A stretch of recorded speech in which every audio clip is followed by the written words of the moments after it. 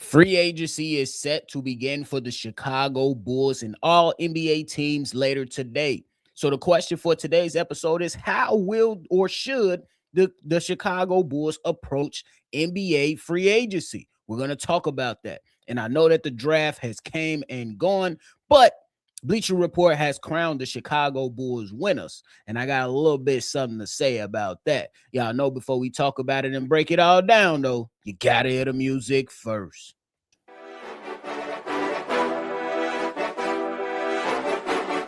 Cognac,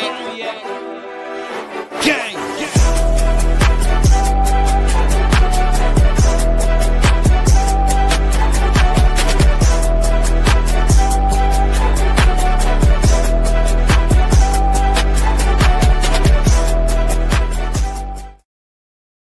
Shy Boys Podcast with the Cognac Boys. I'm Cognac Boy Bobby, and I'm holding it down for today's daily episode. So if you're tuned in, like what you're listening to today, do the simple two-step process that does not require rhythm. Hit that like button and subscribe to the channel. But hey, let's jump right into the content. We know NBA free agency is getting started later today. There's already been a number of moves. Who would have thought? Ja Morant in Portland? What? I don't know. But hopefully the Chicago Bulls do something smart. I ain't gonna lie. Ja Morant with Damian Lillard, it's intriguing. I ain't gonna lie. But it's still a little clunky over there. Still a little clunky. But we're gonna focus on our team because we're trying to get back to relevancy in Chicago. Now, the biggest question that I'm taking with this as free agency is going to begin is how will the Chicago Bulls approach free agency? Will they be a team that goes out and just say, hey, give us him, and we done? Will the Chicago Bulls have that flexibility that Bryson Graham has thrown around over the last few months and get involved in some trade scenarios to acquire some assets? It's going to be a lot of different things that we're going to be asking as Chicago Bulls fans, and we're going to be looking at these guys and saying, hey, what are we doing here? Because we know that it's going to be bad to try to bottom out with the changes to the NBA draft rules and the tanking issue that was prevalent amongst NBA teams and how those teams approach those different things. So we're going to be watching closely to Bryson Graham. Now, will the Chicago Bulls go out there and say, hey, we're going to look at some starting guards to pair next to Josh Giddey? Another guy that could potentially go out there and score alongside Josh Giddey and provide some scoring options for this crazy length that we have on our team. Ladies and gentlemen, the Chicago Bulls will deploy Nick Claxton, Montes Buzelis, and Caleb Wilson. Off the bench, you're going to have Jalen Smith, Noah Essengay, Dalen Swain, Pat Will, P. Will. Yeah, hey, I know. Yeah, I know y'all don't like to hear it, but P. Will is a part of the team, ladies and gentlemen. Will he be included in trade talks? I'm just saying. AK failed at that. If Bryson Graham can go ahead and offload a P. Will, he'll be goated in Chicago. But I don't think he's going anywhere. Let's make that clear right now. But if Bryson Graham, if you can do that, my brother, you will be goated. I ain't gonna lie to you. But there are some starting guards that are out there that could help the Chicago Bulls in a huge way. Guys like Quentin Grimes, who we talked about yesterday on yesterday's episode. If you missed it, go check it out. But nonetheless, we also have a guy like Norman Powell, who through multiple rumors have been linked to the Chicago Bulls. Though he is out of the age range, this is not a dating show. This is an NBA show. But though he's out of the age range, we got to keep calling how we see it. He can get buckets anytime he wants, just like Quentin Grimes, who a couple years ago averaged 22 points per game. Will they look to make a call on Cason Wallace? That's an interesting tidbit right there, because Cason Wallace, we know, is very, very talented and defensive-minded, but also can score the basketball at a pretty good rate for the Chicago Bulls. And it seems like the Oklahoma City Thunder, the way that they're offloading a lot of their players is just a couple second-round picks. And Bryson Graham, I remember you laughing at those second-round picks, my brother. I remember you laughing at them. Are you going to use them? No. How you gonna take them seriously? Because Oklahoma City Thunder then offloaded a couple pieces and said, hey, you know what I'm saying? They got rid of Isaiah Joe for the Lowski. They got rid of Aaron Wiggins for the Lowski. So, Bryson Graham, call Sam Presti. Call Sam Presti. See if they want to offer up Casey Wallace for a couple's a delicious second round pick. Let's see. Let's see, y'all. We'll see. But those starting guards that could potentially come in and help the Chicago Bulls on my radar right now will be Quentin Grimes, Norman Powell, and Casey Wallace. Make the call, brother. Make the call. Or will the Chicago Bulls be looking at some shooters to come in and play at the two for the Chicago Bulls? We're talking about Tim Hardaway Jr., who's going to be on the market. We're talking about a Luke Kennard, not necessarily defensive minded from either one of those guys, but can provide some additional shooting that is, needed for the Chicago Bulls in this iteration of the young Chicago Bulls. I don't know about y'all, but I am really excited for this young Chicago Bulls team. We ain't got to deal with no DeMar DeRozans, no Zach LaVines, no Nikola Vucevic's, nothing. We got a young team that we could prepare for. So I got to ask, Bryson, are you going to bring one of these old vets, you know what I'm saying, that can come in and help the Chicago Bulls? I know on yesterday's episode, we brought up Landry Shamet. Well, it looks like Landry Shamet is going to be remaining in New York just for the sake of things. But one of the biggest things that I got to ask the question on is, how do the Chicago Bulls feel about Cam Jones? How do you guys feel about Cam Jones is the bigger question, to be honest with you, because I don't know. It's a head scratcher. I'll keep it real with you. Last year from the three shot 29% from the three with the Indiana Pacers. I heard a little bit of conversations from some of the Pacers, people who keep a closer eye on the team than me, and said that, hey, a lot of the things changed around Cam Jones and his availability and the way that he was operating offensively with the Indiana Pacers. But 29%, regardless of the role, is still a head scratcher. Now, some people want to say, well, maybe he can get back to his college days where he shot the three ball well. Did he shoot it well? I'm just asking a legit question. Freshman year, shot 39%. After that, 36%. Junior year, 40%. These are all years at Marquette, by the way. And then before he departed, 31%. How do you go from 40 to 31? That's just all I want to know. We just got to ask an honest question, ladies and gentlemen. He's a career 36% shooter, but when you look deeper into it, how do you go from shooting 39, 40% to 31% is a question that all of us have on our minds. We'll find out eventually, hopefully.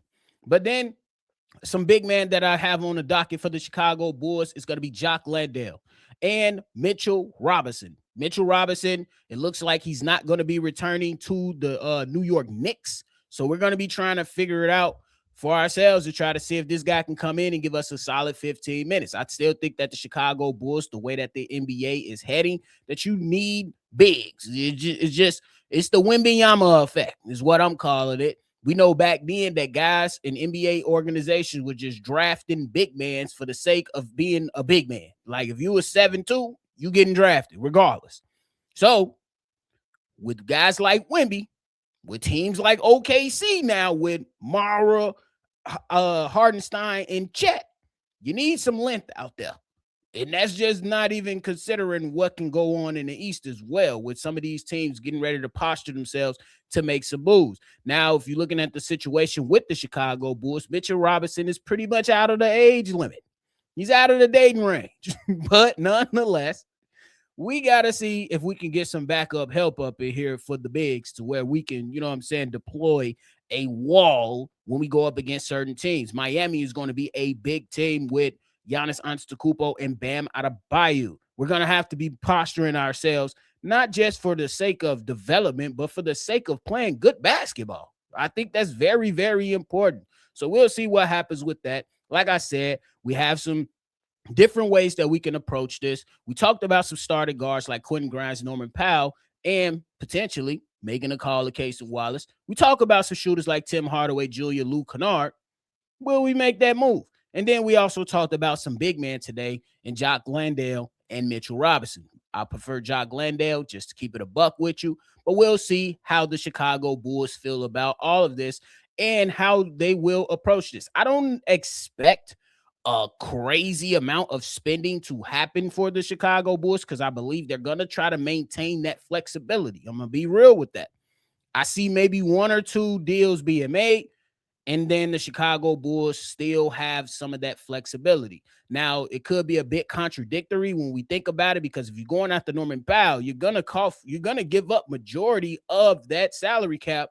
However, some of those other guys that still, having, taking a lot of that calorie space will be able to be moved eventually if the Chicago Bulls want to do business with some salary dumps or whatnot. So we'll see.